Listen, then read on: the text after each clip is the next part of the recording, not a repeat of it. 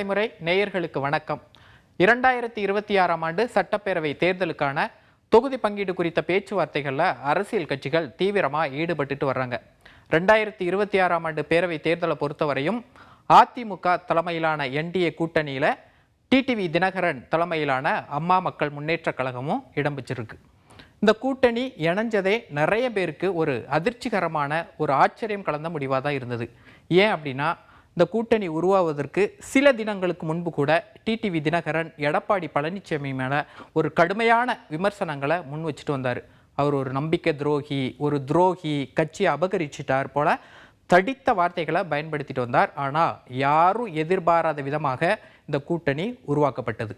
இந்த கூட்டணி உருவானது நிச்சயமாக 2026 பேரவை தேர்தலில் அதிமுக தலைமையிலான என்டிஏ கூட்டணிக்கு ஒரு மிகப்பெரிய ஒரு சாதகமான சூழ்நிலையாக இருக்கும் அப்படின்னு சொல்லி அரசியல் நிபுணர்கள் சொல்கிறாங்க. ஏன் அப்படின்னா, அதற்கு 2021ஆம் ஆண்டு பேரவை தேர்தல் முடிவுகளை ஒப்பிட்டு அவங்க பேசுகிறாங்க. 2021ஆம் ஆண்டு பேரவை தேர்தலை பொறுத்தவரையும் அதிமுக, பாஜக உள்ளிட்ட என்டிஏ கூட்டணியில் டிடிவி தினகரன் இடம்பெறல. 21ஆம் ஆண்டு பேரவை தேர்தலை பொறுத்தவரையும் அதிமுகவோட நிறைய வாக்குகளை டிடிவி தினகரனோட அம்மா மக்கள் முன்னேற்ற கழகம் பறிச்சதா சொல்லப்படுது. இதனால நிறைய இடங்கள்ல அதிமுக குறைவான வாக்குகள் வித்தியாசத்துல தோல்வியை தழுவியிருந்தாங்க. கிட்டத்தட்ட ஒரு 19 தொகுதிகளில் அதிமுகவோட வாக்குகள் அப்படியே அமமுக பக்கம் சென்றதாகவும், இதனால அதிமுக 19 தொகுதிகளை லாஸ் பண்ணதாகவும் சொல்லப்படுது. அது என்னென்ன தொகுதிகள் அப்படிங்கிறத பற்றி தான் நான் அந்த வீடியோவில் டீட்டெயிலாக சொல்ல போகிறேன். சரி, வீடியோக்குள்ளே போகலாம். 2021ஆம் ஆண்டு பேரவை தேர்தலில் ஆட்டத்தை மாற்றிய அமமுக, அதை பற்றி தான் நம்ம இந்த வீடியோவில் டீட்டெயிலாக பார்க்க போகிறோம். சரி, 2021ஆம் ஆண்டு பேரவை தேர்தலில் டிடிவி தினகரன் தலைமையிலான அம்மா மக்கள் முன்னேற்ற கழகம் பெற்ற வாக்குகள் எவ்வளோன்னு பார்த்தீங்கன்னா 10,85,985 வாக்குகள் பெற்றிருந்தாங்க. வாக்கு சதவீதத்தை பொறுத்தவரையும் 2.35% பெற்றிருந்தாங்க.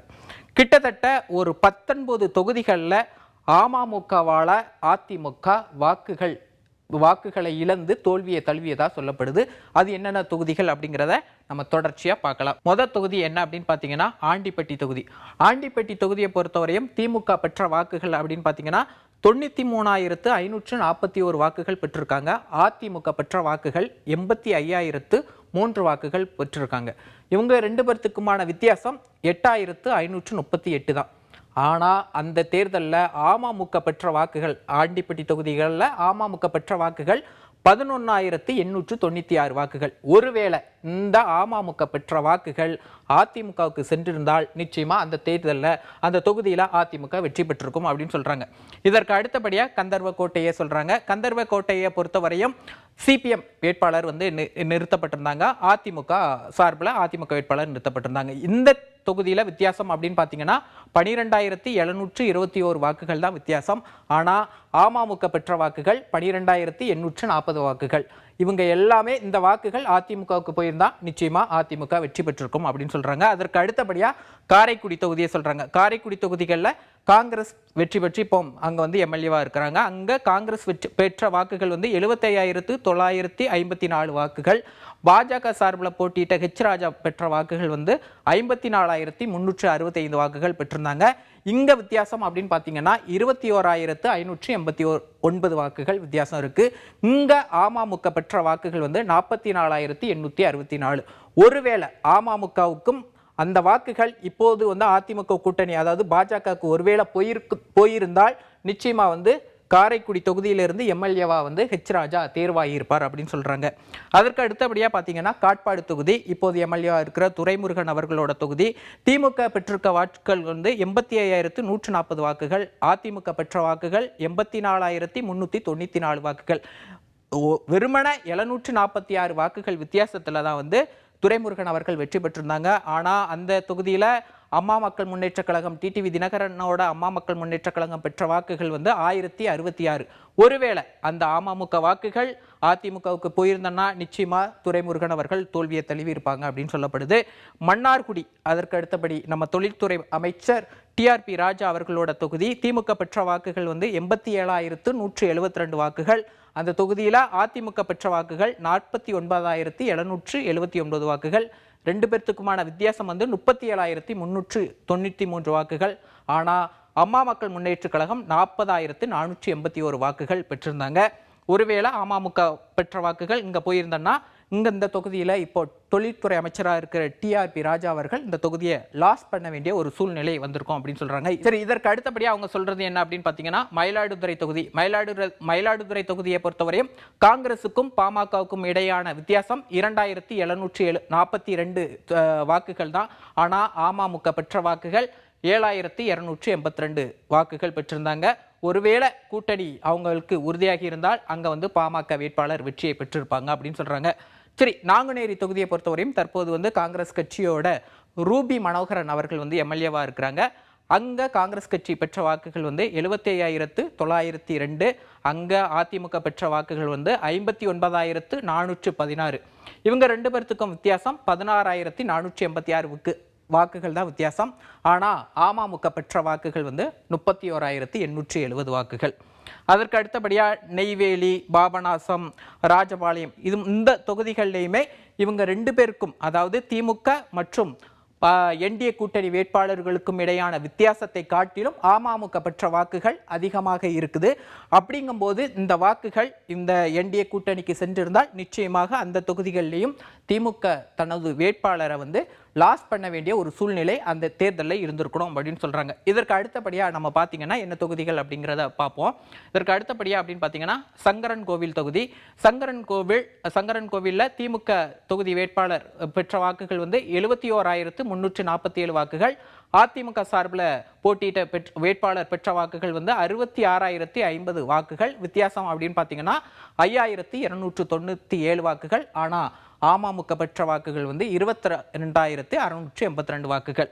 சாத்தூர், தென்காசி, திருமயம், திருப்பூர் உள்ளிட்ட எல்லா தொகுதிகளிலையும் இதே நிலை தான். இப்போ திருமயம் தொகுதியை எடுத்துக்கிட்டிங்கன்னா இப்போ சட்டத்துறை அமைச்சராக இருக்கிற ரகுபதி அவர்களோட தொகுதி. இந்த தொகுதியில திமுக பெற்ற வாக்குகள் 71,349. அதே சமயம் அதிமுக பெற்ற வாக்குகள் 69,967. இவங்க ரெண்டு பேர்த்துக்குமான வித்தியாசம் ரொம்ப கம்மியான ஒரு வித்தியாசம் தான், 1,382 வாக்குகள். அந்த தொகுதியில அமமுக பெற்ற வாக்குகள் 1,503 வாக்குகள். ஒருவேளை அமமுக வாக்குகள் அந்த நேரத்தில் அதிமுக கூட்டணிக்கு போயிருந்தனா நிச்சயமா சட்டத்துறை அமைச்சராக இருக்கிற ரகுபதி அவர்கள் கடந்த தேர்தலில் தோல்வியை தழுவியிருப்பார் அப்படின்னு சொல்லப்படுது. தென்காசி தொகுதியிலுமே காங்கிரஸ் வேட்பாளருக்கும் அதிமுக வேட்பாளருக்கும் மிக குறைந்த அளவில் 370 வாக்குகள் தான் வித்தியாசம் இருக்குது. ஆனால் அமமுக பெற்ற வாக்குகள் 9,944 வாக்குகள் இருக்கு. இதற்கு அடுத்தபடியாக நம்ம பார்த்தீங்கன்னா என்ன தொகுதி வருது அப்படின்னு பார்த்தீங்கன்னா தியாகராய நகர். இப்போ அங்கே திமுக சார்பில் எம்எல்ஏவா கருணாநிதி அவர்கள் இருக்கிறாங்க. அங்க 56,035 வாக்குகள் திமுக வேட்பாளர் பெற்றிருந்தாங்க. அதிமுக வாக்குகள் பெற்ற வாக்குகள் 55,898. ரொம்ப ரொம்ப குறைவான வாக்குகள், 137 வாக்குகள் வித்தியாசத்துல தான் கருணாநிதி அவர்கள் வெற்றியை தழுவியிருந்தாங்க. அங்க அமமுக பெற்ற வாக்குகள் 782. அதற்கு அடுத்தபடியா திருவாடனை, உத்திரமேரூர், வாசுதேவநல்லூர் உள்ளிட்ட தொகுதிகளிலையும் திமுக மற்றும் அதிமுக தரப்பு வேட்பாளர்களுக்கு இடையான வித்தியாசத்தை காட்டிலும் அமமுக பெற்ற வாக்குகள் அதிகமாகவே இருக்கு. ஒருவேளை அமமுக கடந்த தேர்தலில் அதிமுக கூட கூட்டணி வச்சிருந்தா நிச்சயமா இத்தனை தொகுதிகளிலையும் திமுக தங்களோட வாக்குகளை இழந்து தோல்வியை தழுவ வேண்டிய ஒரு நிலை ஏற்பட்டிருக்கும் அப்படின்னு சொல்லப்படுது. இந்த தேர்தலில் அதனால தான் அமமுக மற்றும் அதிமுக மற்றும் பாஜக கூட்டணிக்கு ஒரு சம்மதம் தெரிவித்து நிச்சயமா திமுகவை வீழ்த்த வேண்டும் அப்படிங்கிற நோக்கத்தில் இந்த கூட்டணியை உருவாக்கி இருப்பதா சொல்லப்படுது. ஆனால் இதில் இன்னொரு முக்கியமான விஷயமும் இருக்குது. என்ன அப்படின்னு பார்த்தீங்கன்னா 2021ஆம் ஆண்டு தேர்தலில் அமமுக தலைமையிலான கூட்டணியில் அப்போது தேமுதிகவும் இடம்பெற்றிருந்தாங்க. தேமுதிக மற்றும் இன்னும் 2 சில கட்சிகள் இடம்பெற்றிருந்தாங்க. ஆனால் இந்த முறை 2026 தேர்தலை பொறுத்தவரையும் தேமுதிக திமுக கூட்டணிக்கு போயிட்டாங்க. அதனால அமமுகவோட வாக்குகளில் தேமுதிக வாக்குகளும் இருக்கும். அப்படிங்கும்போது இந்த தேர்தலில் ரிசல்ட் வித்தியாசமாக தான் இருக்கும். என்னதான் இருந்தாலும் ஒவ்வொரு தேர்தலுக்கும் ஒவ்வொரு விதமான மனநிலையை பொறுத்து தான் மக்கள் வாக்களிப்பாங்க.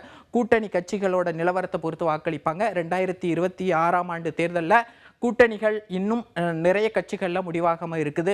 முடிவாகி மக்கள் எந்த கட்சிக்கு வாக்களிக்க போகிறாங்க அப்படிங்கிறதெல்லாம் நம்ம பொறுத்திருந்து தான் பார்க்க வேண்டிய நிலை இருக்குது. சரி, 2026 தேர்தலை பொறுத்தவரையும் எந்த கட்சிக்கு அங்கீகாரம் கொடுத்து மக்கள் ஆட்சி கட்டில் அமர்த்த போகிறாங்க அப்படிங்கிறதெல்லாம் வரும் நாட்களில் தான் தொடர்ச்சியாக தெரிய வரும்.